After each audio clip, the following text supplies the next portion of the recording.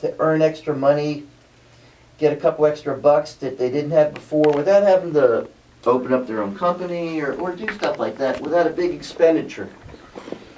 So what I like to do is talk about prospecting.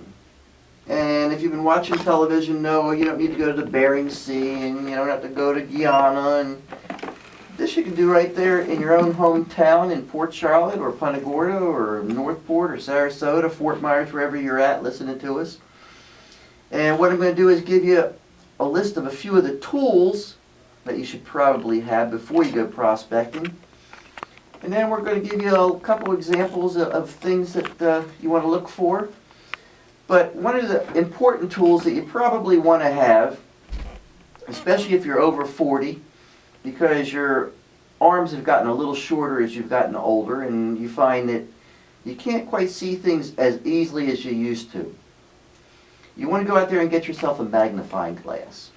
And ideally, you get yourself what we call a loupe. And a loupe is a very small fold-up magnifying glass that you can carry in your pocket. Jewelers use it for looking at diamonds and gemstones.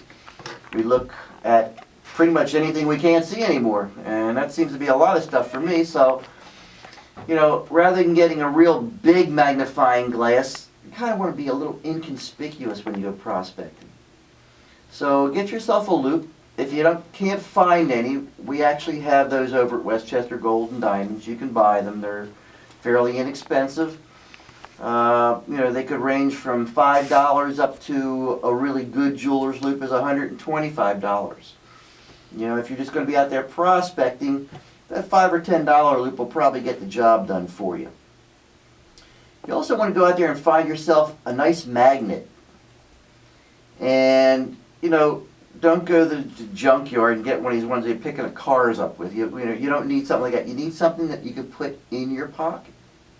Again, this is sort of where you're in stealth mode here. So, you want something small, but if you can get one that's got real good magnetism in it, that's a great thing to have. If you can't find anything and you turn around and you look at the refrigerator and you got one of these refrigerator magnets on it, that sometimes some of the realtors will send you or different companies will send you. It's got a calendar on it sometimes. It's magnetic. Put it in your pocket, take it with you. And another thing that you'll find is fairly good to have, it's a nice little thing to have, is a little pocket knife. And it doesn't have to be a switchblade, just a nice little pocket knife. I tend to like ones with a little bit of a thinner blade, because I'll explain what we're going to do with that later on. So those are the three things that you can go out there and now become a prospector. Now we have to zero in, where are we going to go prospecting? Well, you looked at the newspaper and there's a lot of garage sales. I'm going to say that's a great place to start. And on the weekends, there's usually flea markets around.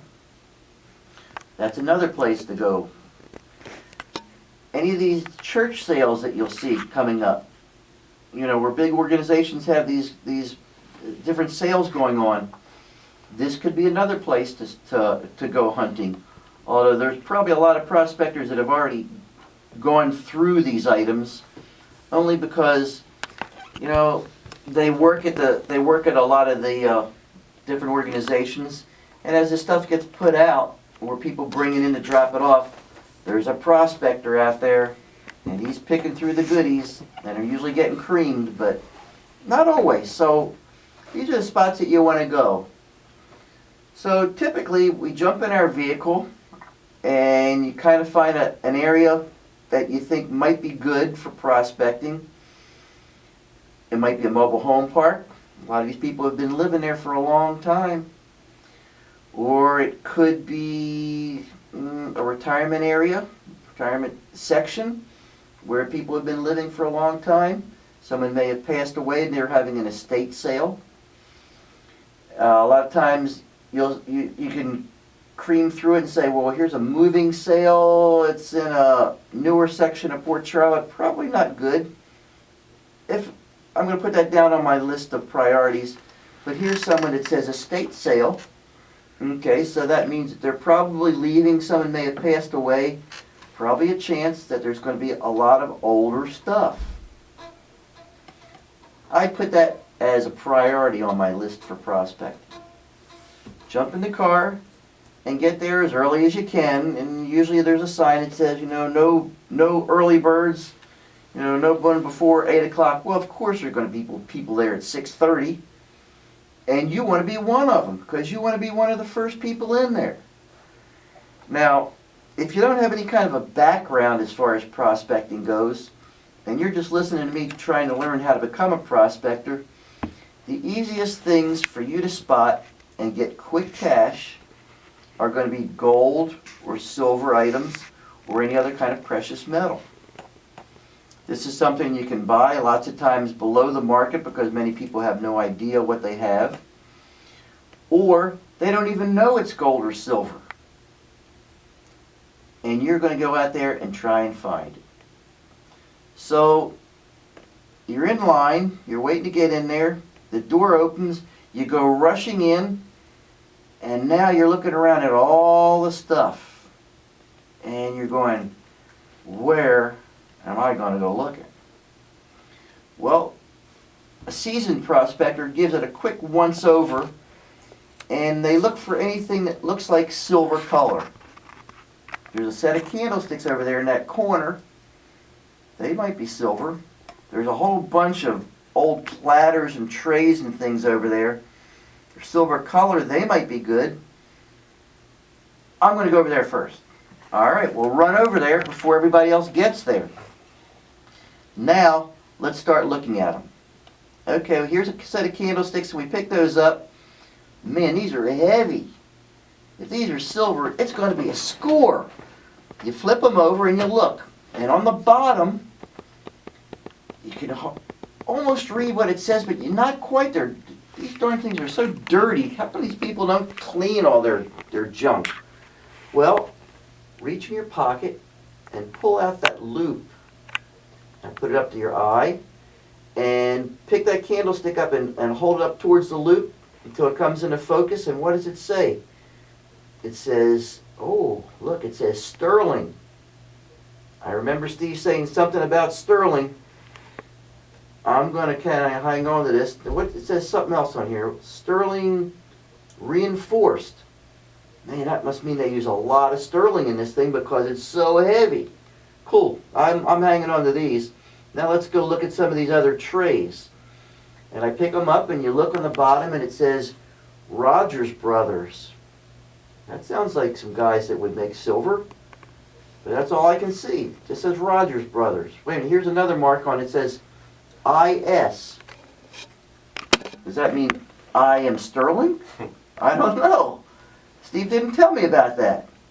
All right, well, Steve is telling you now that most of the times when you see Rogers Brothers, that was a large company that did silver-plated items. And when you see IS, that means International Silver Company, and they also did silver plating.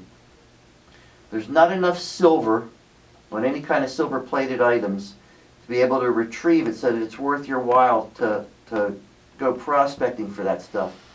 You would need pounds and pounds and pounds of it. And then it's still not worth the silver content. It's basically worth scrap metal. You don't want that one. Let that one go. Let's look at another tray. All right, we pick that one up and can't see anything on that one. But it's got some little marks on the bottom of it. Can't make them out. Let me get my loop and look, and okay, here's the mark on here. This one, this is cool. This looks like a lion. Okay. Then there's another mark, and that's a letter. And then, I can't make this one out. Let me look again. This looks like a castle. And it's stamped into the metal. It's dirtier than heck, but it doesn't say sterling. I'm going to thread it. I'm going to pass on this one. You don't want to do that. What you're looking at are what we call hallmarks. Hallmarks are basically marks that are made from in other countries that tell us basically the silver content, the year that particular item was made, and what and what town or province it was made in. Now if you see that lion and he's facing to the side there and he's got his leg up in the air, that means that it was probably made in England. That's what we call the lion passant, or their sterling mark. So that tells us this is a score, this is sterling. Now what's the letter mean? The letter tells us exactly within 1 year of date of manufacture of that particular item. And the castle tells us that that was made in Sheffield. Now if it had an anchor, it would have told us it was made in Birmingham. And there's some other different marks, but we don't really need to know that. We're not being historians today, we're being prospectors. So now this tray is definitely sterling. Put it over there with the candlesticks, and let's finish going through this whole thing of trays and little things. Now here's another piece, and it doesn't say sterling, doesn't have those hallmarks on it. There's a number on here. Let me look up this number. Number is 41. Now, Steve didn't tell me about 41. 41 is a catalog number. Probably doesn't mean anything other than a style number, so that as a manufacturer you're selling a particular item to a company and they say, hey Bob, I need 7 more 41 trays in my store. Okay, we'll get it out to you. Pass on that one. Go to the next one. We look at this one. Here's another one. Doesn't have any hallmarks. It doesn't say sterling. It's got another number. I'm probably going to pass on this one. It says 800. Don't pass on it. What does 800 mean? If you see a number and it has a decimal point in front of the number, sometimes it will, sometimes it won't. Generally it will. You might see .925. You might see .800. And what this is generally from Germany, or it's going to be somewhere in European again, and this is going to tell us the fineness or the purity of that particular piece of silver, which means sterling theoretically is 92.5% pure. That's why you'll see that 925. When you assay it, usually doesn't come out that high. It usually comes out around 90%. But if you see the 800, that usually will tell you that it's 80% silver. So put that in your pile. That goes in the good pile. Now, we've worked our way through the trays, and here's a little basket. And let me put it, it looks on the bottom, it says quadruple plate. Wow, maybe this means it's 4 times worth more than silver. Quadruple plate means that it's been plated 4 times. It's polished, it's dipped in a vat of silver, comes back out, it's been repolished, it's dipped back in, and they do this 4 different times. Now why did they do it? It's a little bit more expensive process. It was a little bit better piece of silver plated, and a lot of different companies were known because theirs would hold up for a lot of years through normal use.